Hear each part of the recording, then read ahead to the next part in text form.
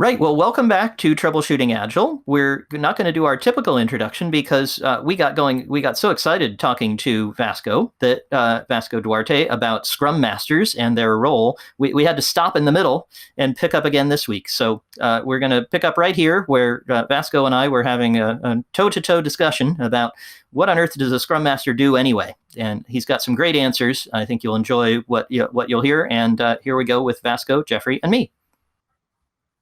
Fantastic. So that's really helped me understand how you see what a Scrum Master does. And I agree with every single one of those things. The thing is, I just already know somebody who does that in most of the teams that I observe. And that person's called the tech lead or the team lead. It's the person who has management responsibility for that team. And when I come into an Agile team and I look at how they're performing, I'm looking to that person to do every single one of those things. Now, you see it differently. And I really think that's interesting. And you may be convincing me here on this podcast to look at the world differently. What's a Scrum Master do that a tech lead doesn't? And but before you answer, Vasco, to say, and I would offer a third view that was different from what you said, Squirrel and Vasco. But we'll throw that monkey wrench in later. So Vasco's good. Yeah, absolutely. So, Squirrel, I think you raise a very important point. What is the role of the tech lead? So, in some teams, I'm sure that you are absolutely right. The tech lead is already doing all of those things.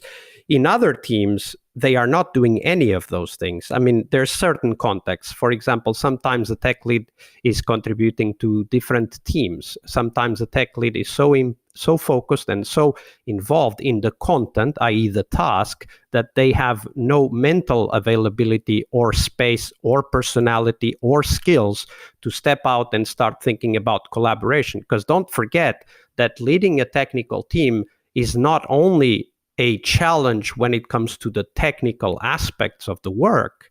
It is, as the Agile Manifesto says in one of its 4 values, also a lot about individuals and interactions. And you know as well as I do that many tech leads are, incredibly great at the task that they have, but not so great at something that has nothing to do with their technical background, which is how do you get teams to excel despite all the technical challenges? And I agree that somebody needs to provide that technical leadership. And I think I'm going to go ahead and this is a great point for me to come in here. And I'm going to say what you're both describing between Squirrel and Vasco are people in a role who are helping to facilitate the team as a whole and ensuring that the team have the right dynamics. And this is where I go down my path of saying, well, what matters here are the dynamics. But this conversation that you two are having are about structure.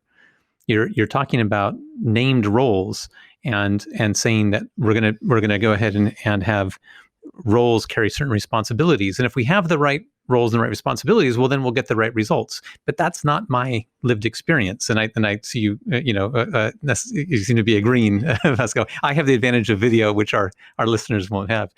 And so for me, and that's when Squirrel, when you described it, you said we have these team leads or tech leads, and I was thinking in my own experience that they can be very different people. And in fact, one of the things we did at Tim, the company I was at, or I'm still at, but I was as CTO, we went through a period where we moved to a self-managed organization. And we had managers, and we had a lot of discussion about what is the manager role for, an engineering manager here in particular.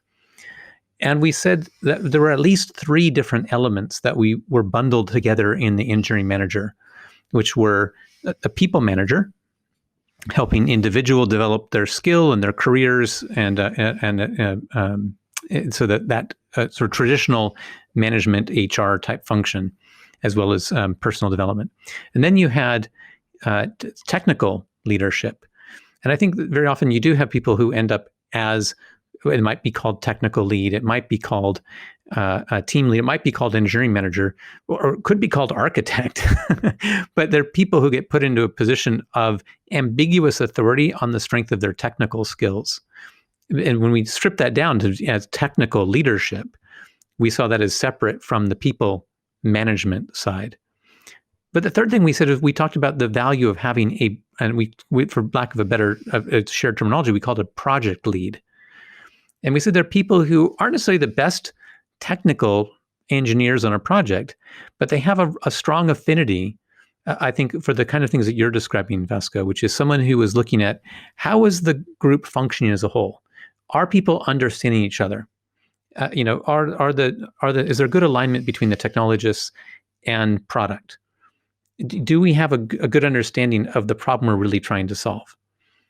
Are we getting the right dynamics and are willing to have the conversations, facilitate the retros, for example, and say, are we having the right interactions between people to get the results that we want? And what we said is that, okay, these are 3 different roles. Now, different people might play those roles in a different project. When we go and design a team, when we go and have a team that's functioning, we're going to ask, not have we assigned someone with this title, but rather, is there someone here who will play this role? And if we're missing one of these roles, then we can expect there'll be problems. And so, who is going to play that role? And for me, if I then take what we've just described, I would look at a team and say, who's playing that role? And if someone who has Scrum Master as a title, that's fine for me. If it's an engineering manager, that's fine for me. If it's the product manager, because it's not uncommon, I've seen product managers who are very good at this, and that's fine. But the question is there someone overall playing this facilitative role, ensuring the right dynamics? That's fine. How does that sound to you? I think that's a very concise and very clear way to describe it. You've obviously done a lot of thinking about this, so people should go and read your book, and if they haven't, and learn more about that. I think that if we open up that, Jeffrey, if we take those 3 roles a step further, I would say that it's not only about facilitation. And I want to give a very concrete example here. We all know, I live in Europe. Jeffrey, you now also live in Europe. And of course, Squirrel lives in England, which is still Europe, despite all the Brexits.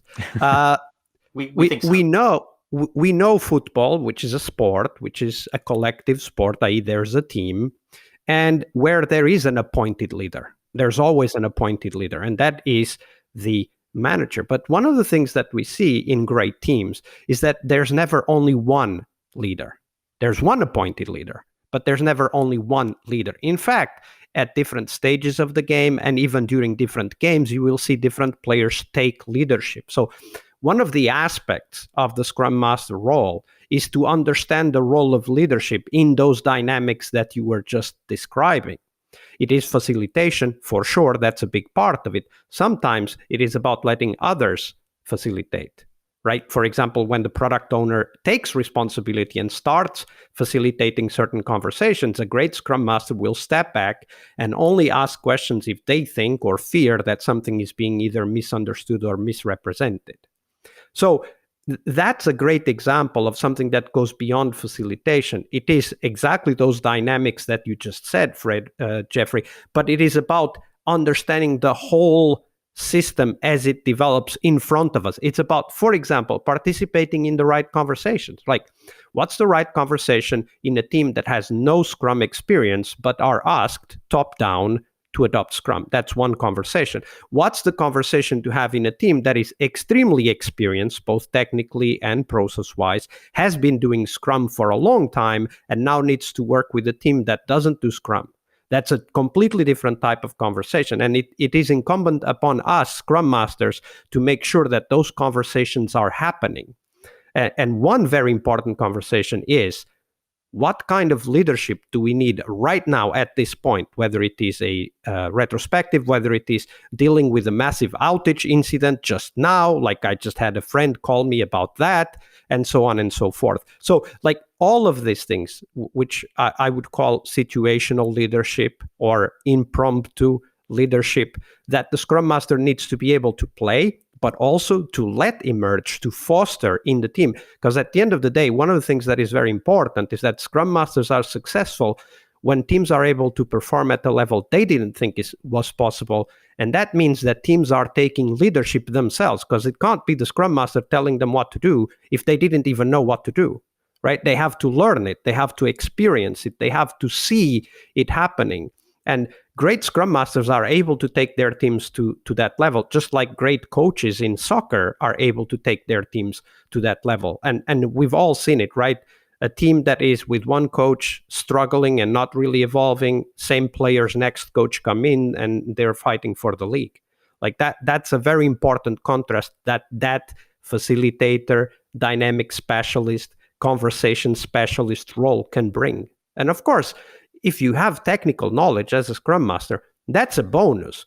But come on, Alan Mulally had never run a car company.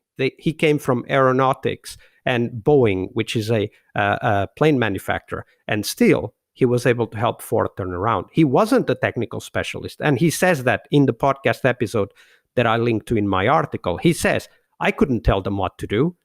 I had to help them figure out what they needed to do. Mm-hmm.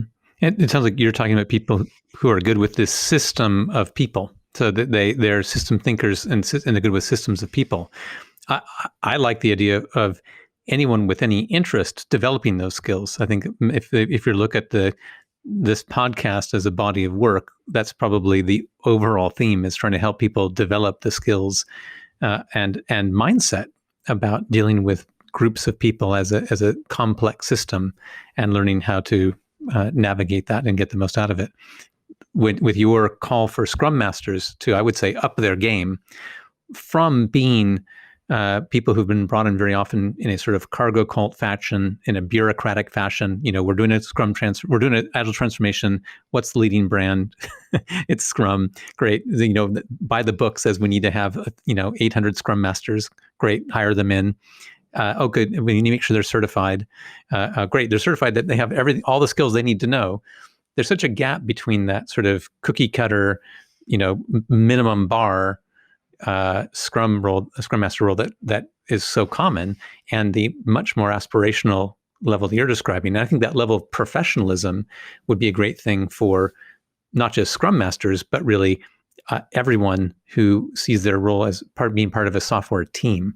And I think if Scrum Masters in particular, there's so many of them, and they have such opportunity for influence. If they would pick this up, it could make a big difference in the industry. And certainly, when we talk about these improved skills, we don't talk about any particular role. And I may be down on the Scrum Masters and Agile coaches whom I've met, who often are exactly those cookie cutter folks.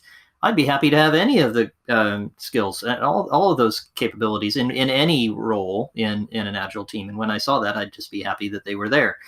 And Jeffrey's right. I've seen the QA person take on those types of roles. The QA person in the team who is the one who figures out which customer to go to and which conversation to have and who to unlock next. And I'm happy with anybody doing that. So I think, Vasco, you've managed to push me a little bit at least.